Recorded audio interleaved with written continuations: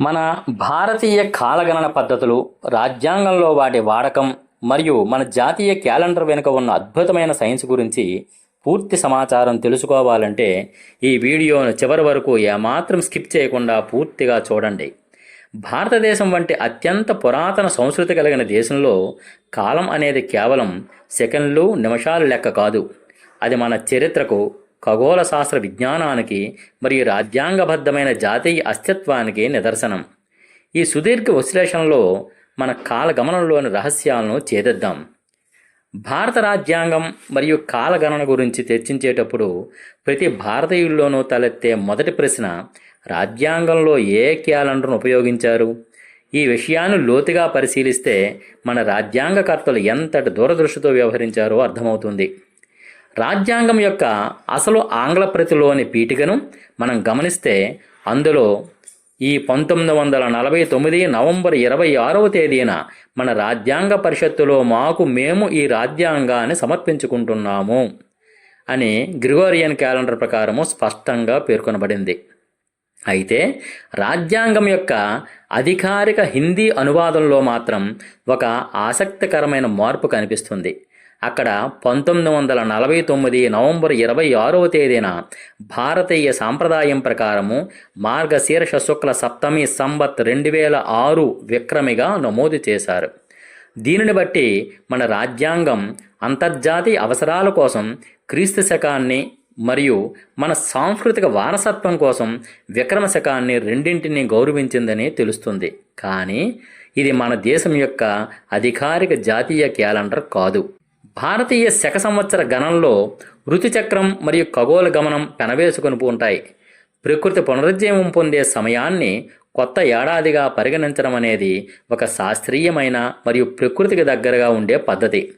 క్రీస్తు శకం కేవలం ఒక పరిపాలనా సౌలభ్యం కోసం వాడుతున్న పద్ధతి మాత్రమే. అయితే క్రీస్తు శకం కూడా సూర్యుని చుట్టూ భూమి తిరిగే కాలాన్ని 365.25 రోజులు ప్రాతిపదికగా తీసుకుంటుంది. కానీ దాని ప్రారంభ తేదీ జనవరి 1 వెనుక ఎటువంటి ప్రకృతి సిద్ధమైన కారణం లేదు. జాతీయ క్యాలెండర్గా శక సంవత్సరం లేదా శక సంవత్సరం గుర్తించడం అనేది స్వాతంత్ర్యం వచ్చిన కొంతకాలం తర్వాత ఒక శాస్త్రీయ కమిటీ నివేదిక ఆధారంగా జరిగింది. భారతదేశానికి స్వాతంత్ర్యం వచ్చిన కొత్తలో దేశంలో కాలగణన విషయంలో విపరీతమైన గందరగోళం ఉండేది. వివిధ ప్రాంతాల్లో సుమారు 30 రకాల విభిన్న క్యాలెండర్లు అమల్లో ఉండేవి. బెంగాల్లో ఒకలా, దక్షిణ భారతదేశంలో ఒకలా, ఉత్తరాదిన మరోలా తిథులు, నక్షత్రాలు మరియు పండుగల లెక్కలు ఉండేవి. ఈ వైవిధ్యం సంస్కృతికి మంచిదే అయినా ప్రభుత్వ పాలనలో, వార్తా ప్రసారాల్లో మరియు జాతీయ సమగ్రతలో ఇబ్బందులు సృష్టించేది. ముఖ్యంగా ఆల్ ఇండియా రేడియో వార్తలు చదివేటప్పుడు లేదా ప్రభుత్వ గెజిట్ నోటిఫికేషన్లు విడుదల చేసేటప్పుడు ఏ తేదీని ప్రామాణికంగా తీసుకోవాలో అర్థం కాని పరిస్థితి. ఈ సమస్యలను పరిష్కరించడానికి 1952లో అప్పటి ప్రధానమంత్రి జవహర్లాల్ నెహ్రూ గారు ప్రసిద్ధ ఖగోళ భౌతిక శాస్త్రవేత్త ప్రొఫెసర్ మేఘనాథ్ సాహు అధ్యక్షతన క్యాలెండర్ సంస్కరణ కమిటీని ఏర్పాటు చేశారు. ప్రొఫెసర్ మేఘనాథ్ సాహు గారు కేవలం ఒక శాస్త్రవేత్త మాత్రమే కాదు, ఆయన ఖగోళ గమనంలోని లోపాలను సూక్ష్మంగా గమనించిన మేధావి. అప్పటి వరకు వాడకంలో ఉన్న పంచాంగాలు సూర్య సిద్ధాంతం అనే ప్రాచీన గ్రంథంపై ఆధారపడి ఉండేవి. సూర్య సిద్ధాంతం ప్రకారము ఒక సంవత్సరానికి 360.258756 రోజులు ఉండగా వాస్తవ ఖగోళ గణనల ప్రకారము అది 365.242196 రోజులు మాత్రమే. ఈ అతి స్వల్ప వ్యత్యాసం గత 1400 ఏళ్లలో పేరుకుపోయి మన తిథులు మరియు పండుగలు వాస్తవ ఋతువుల కన్నా సుమారు 24 రోజులు ముందుకు జరిగిపోయాయని సాహా కమిటీ శాస్త్రీయంగా నిరూపించింది.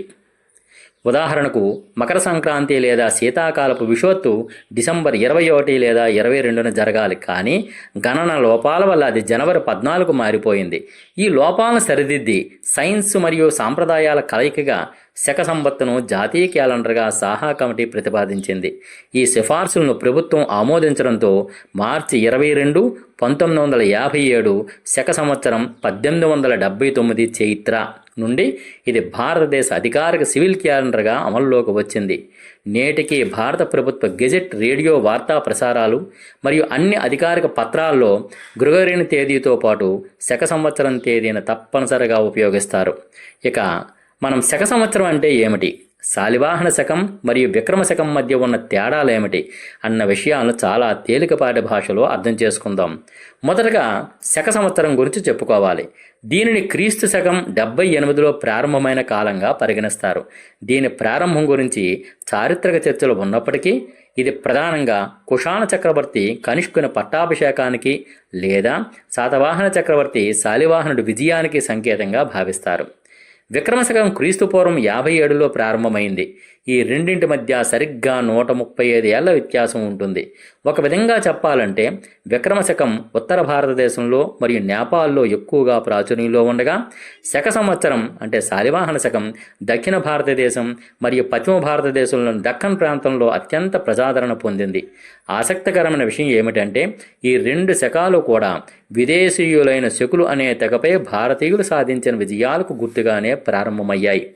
శాలివాహన శకం వెనుక ఉన్న పురాణ గాథ ప్రతి ఒక్కరిని అలరిస్తుంది. శాలివాహనుడు ఒక సామాన్య కుమ్మరి ఇంట జన్మించిన అసాధారణ బాలుడు అని కథలు చెబుతాయి. ఒకానొక కాలంలో ఉజ్జయిని పాలకుడైన విక్రమాదిత్య మహారాజు అజేయుడిగా వెలుగొందుతున్నాడు. అయితే తనకంటే బలవంతుడైన పాలకుడు దక్షిణాన పుడతాడని అతడు గ్రహించి తన రాజ్యాన్ని విస్తరించడానికి ప్రయత్నిస్తాడు.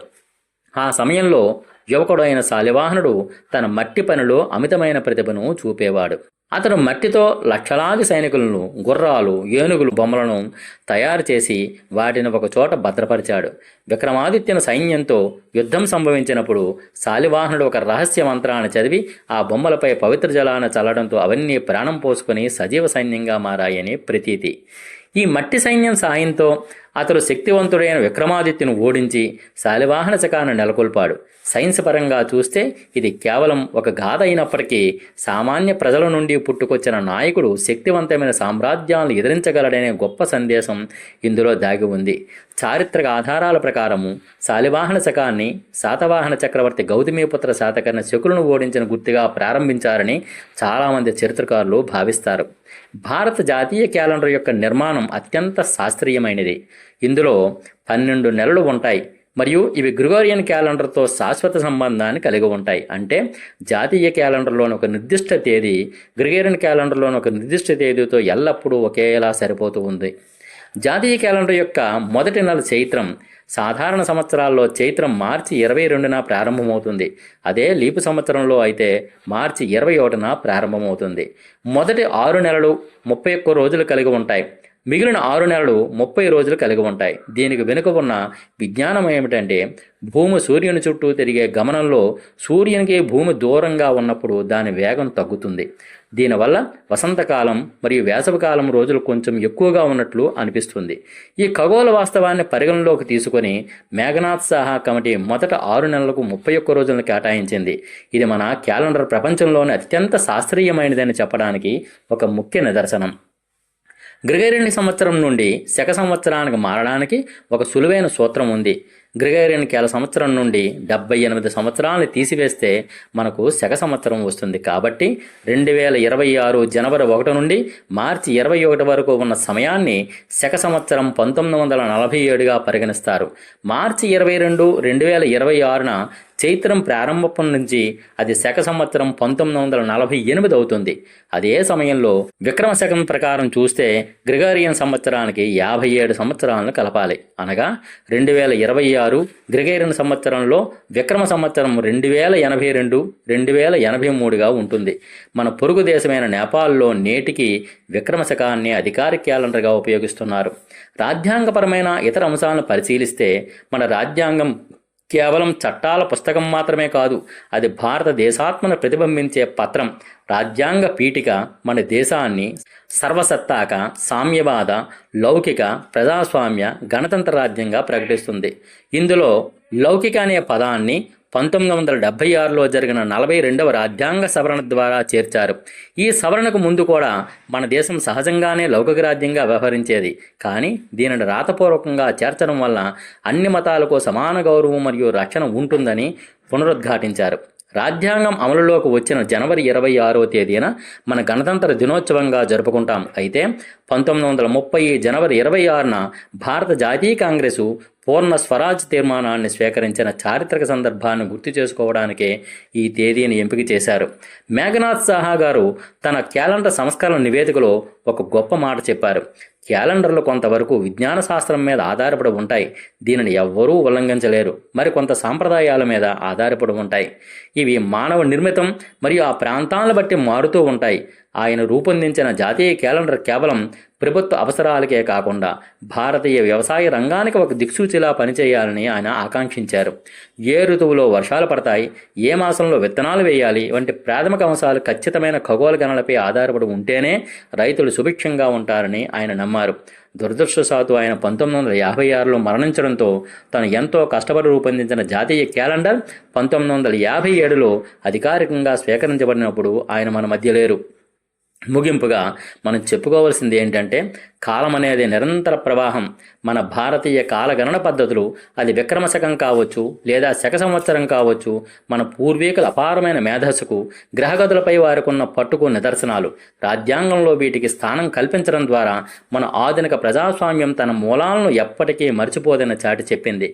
విక్రమాదిత్యుని పరాక్రమం, శాలివాహనుడి మట్టి సైనికుల స్ఫూర్తి మరియు మేఘనాథ్ సాహా గారి శాస్త్రీయ దృక్పథం ఇవన్నీ కలిస్తేనే మన జాతీయ కాలమానం.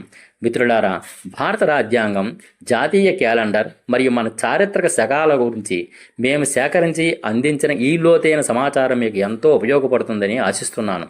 ఈ సమాచారంపై మీ అభిప్రాయాలను మరియు మీకు ఇంకా ఏమైనా సందేహాలు ఉంటే కింద ఉన్న కామెంట్ సెక్షన్లో తప్పకుండా తెలియజేయండి.